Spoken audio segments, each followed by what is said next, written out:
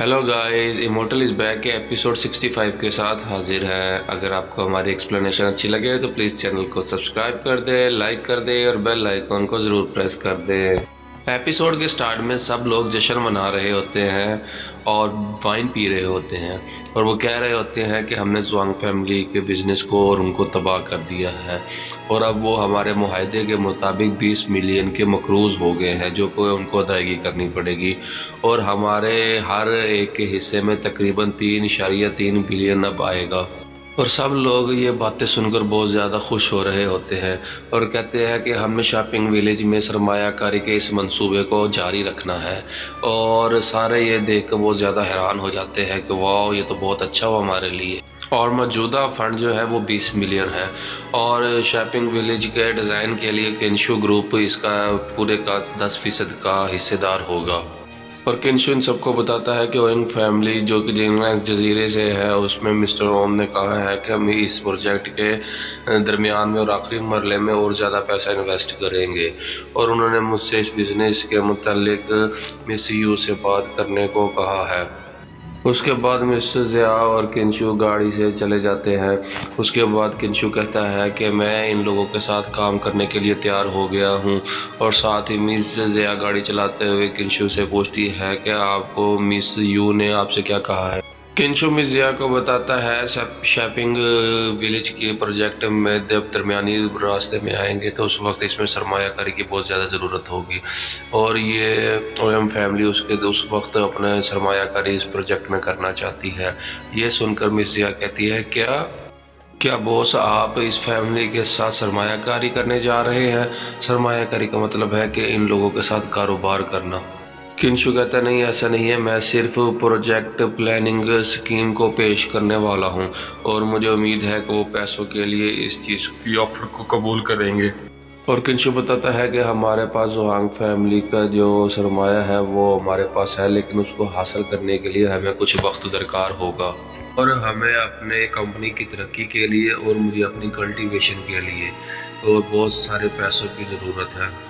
किंशु miss Zia को बताता है कि मुझे अपनी कंपनी को बहुत ही ज़्यादा तेज़ चलाने की ज़रूरत है ताकि उसमें लोग ज़्यादा से ज़्यादा सरमायाकारी कर सकें, मुझे ज़्यादा प्रॉफिट है। मिस ज़िया कहती है कि मुझे लगता है कि ओम फैमिली आपके साथ बिजनेस नहीं लगता है, कुछ और ही चाहती है। किंशु मिस ज़िया की यह बात सुनकर चौंक जाता है और साथ ही मिस ज़िया कहती है कि क्या आप जानते हैं ना कि मिस यू आपके लिए कुछ फीलिंग्स रखती हैं। किंशु मिस ज़िया की ये बात सुनकर फिर कहता है कि मिस ज़िया, हम लोग गाड़ी में हैं और बराए मेहरबानी आप कार को तेज़ चलाएं। और उसके बाद वो एक जगह खड़े हुए दिखाए जाते हैं जहाँ पर किंशु कहता है कि ठीक है, मैं अब अपने रेस्टोरेंट में जाऊँगा, आप चले जाएं और अगर आपको किसी चीज़ की ज़रूरत हो तो आप मुझे कॉल कर सकती हैं। साथ ही मिस ज़िया किंशु से कहती है कि लगता है कि तुम कोई चीज़ भूल रहे हो, ये लो अपना ड्राइविंग लाइसेंस जो कि मैं लेकर आई हूँ, तुम तो बिल्कुल भी किसी चीज़ को याद नहीं रखते। साथ ही किंशु कहता है कि सॉरी, असल में मैं इतना ज़्यादा मसरूफ़ था, मुझे इस तरह की कोई भी चीज़ याद नहीं रही। और जैसे किंशु जाने लगता है तो साथ ही मिस यू फिर आवाज़ दे देती है और किंशु को कहती है कि किंशु, मैंने तुम्हारे लिए एक तोहफ़ा तैयार किया है और मैं आपको माँ को दूंगी, और लेकिन जब तुम घर पर पहुँचना तो साथ ही मिस यू से मेरा एक चीज़ दी हुई है वो ले लेना। उसके बाद किंशु कहता है ठीक है मिस, शुक्रिया, अब आप जा सकती हैं। इसके बाद हमें स्कूल का सीन दिखाया जाता है जहाँ किंशु स्कूल में आ जाता है और फैटी के साथ बातें कर रहा होता है। फैटी वो कागज़ खींच लेता है और किंशु से वो कहता है कि मुझे भी देखने दो कि तुमने कौन सी यूनिवर्सिटी चूज़ की है, क्योंकि मैंने भी अपनी यूनिवर्सिटी चूज़ कर ली है। फैटी वो फार्म देख के चौंक जाता कहता है उफ, ये क्या हो गया, तोबा तोबा, ऐसा नहीं हो सकता, आपने तो पहले ही किंशु भाई 44 खानों को पूरा कर दिया है और ये तो बड़े शहर की बड़ी मॉडर्न यूनिवर्सिटी जिसका नाम जियोटिंग यूनिवर्सिटी है। किंशु कहता है कि फैटी, मुझे इस तरह घूरना बंद करो, मुझे ये बताओ कि तुमने कौन सी यूनिवर्सिटी का इंतखाब किया है।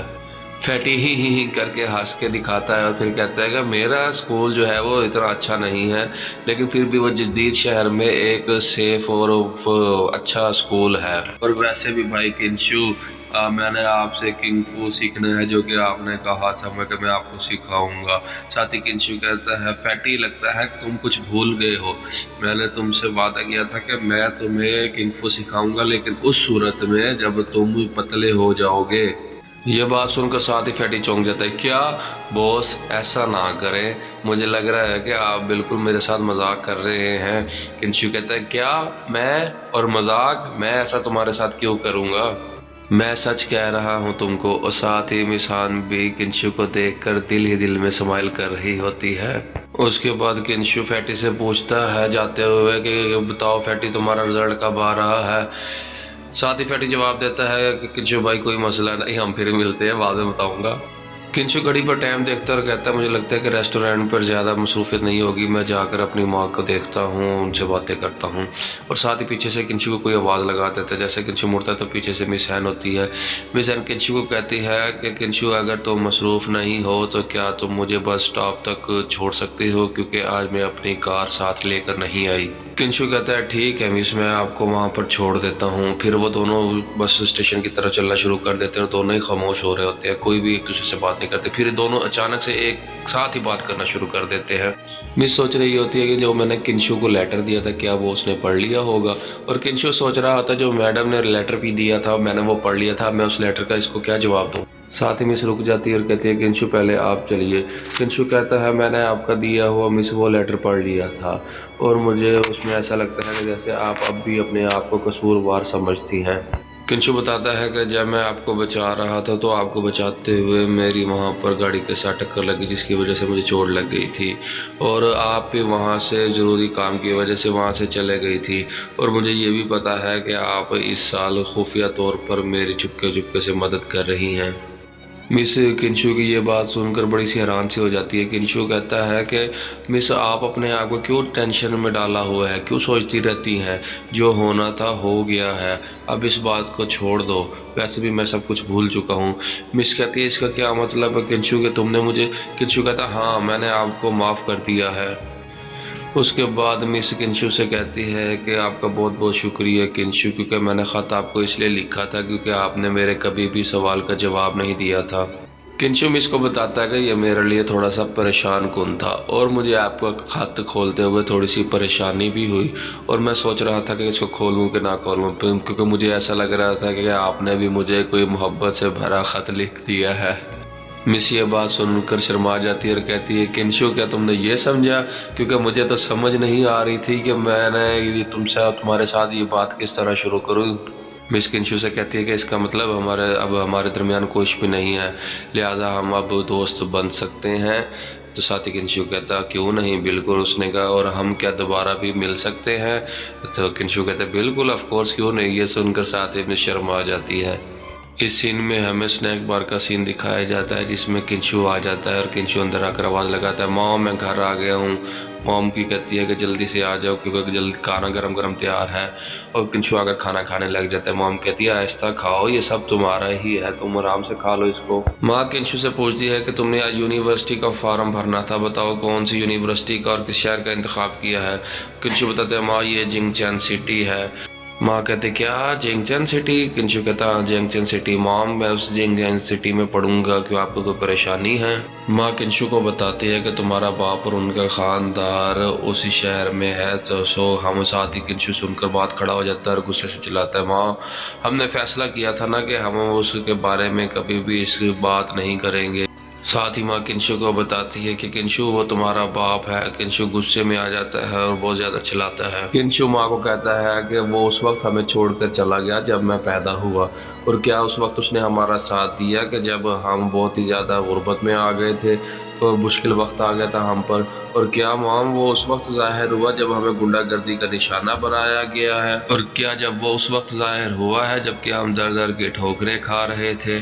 साथ ही किंशु अपनी माँ को कहता है कि मैंने आपको 1000 दफ़ा कहा था कि मेरा नाम के एंड पे जो शू आता है उसको भी तब्दील करो, मैं वो भी नहीं रखना चाहता, लेकिन आपने मेरी बात फिर भी नहीं मानी, और लिहाजा अब इस बात को चुप कर छोड़ दो, मेरा कोई बाप नहीं है। साथ ही थोड़ी देर बाद किंशु माँ के गले लग जाता है और मनाता है माँ मुझे माफ़ कर दो, मैं बहुत ज़्यादा ऊंची आवाज़ में मैंने आपसे बात की है। माँ इधर देखो ना, क्या आप मुझसे नाराज़ हो। फिर किंशु अपनी माँ को बताता है कि मॉम मैंने जिया टाउन की यूनिवर्सिटी जो कि मॉडर्न शहर की सबसे अच्छी यूनिवर्सिटी है उसमें अप्लाई किया है। माँ कहती है वाह ये तो बहुत अच्छी बात है, ये तो हमारे इस मुल्क की सबसे बेहतरीन नंबर 1 पर यूनिवर्सिटी है। माँ कहती है किंशु क्या तुम्हें यकीन है? किंशु कहता है माँ मैं बहुत अच्छा कर सकता हूँ, आप मुझ पर यकीन रखो। साथ ही माँ कहती है चलो ये तो बहुत ज़्यादा अच्छी बात। किंशु जाके अपने रूम में जाता है, कपड़ों वाली अलमारी को खोलता है और कपड़े देखने शुरू कर देता है। कहता है ये तो बहुत छोटे हो गए हैं, लगता है मुझे ये बांटने पड़ेंगे। और साथ ही कहता है कि मुझे अब जाकर नए कपड़े ख़रीदने पड़ेंगे क्योंकि ये तो मुझे आते ही नहीं, अब मैं क्या करूँ। और उसके बाद फिर वो सोचने लग जाता है कि जब मैं कल्टीवेशन करूँगा तो मेरे कपड़े फिर छोटे हो जाएंगे, लिहाजा मुझे अब बड़े साइज़ के कपड़े ख़रीदने चाहिए। साथ ही किंशु की नज़र एक टेबल पर जाती है, वहाँ फ़ोटो फ्रेम पड़ा होता है, वो उठा लेता है और देखता है कि क्या ये तो अम्मी और अब्बू की तस्वीर है। और वो साथ ही कहता है कि ये वाले साहब की है। लगता है माँ आपको नहीं बोली वाले साहब, लेकिन मैं किंशु आपसे बहुत ज़्यादा नफरत करता हूँ। इसी के साथ हमारे एपिसोड 65 यहाँ पर एंड हो जाता है। अगर आपको हमारी एक्सप्लेनेशन अच्छी लगे तो प्लीज़ चैनल को सब्सक्राइब कर दें, लाइक कर दें और बेल आइकन को ज़रूर प्रेस कर दें। शुक्रिया।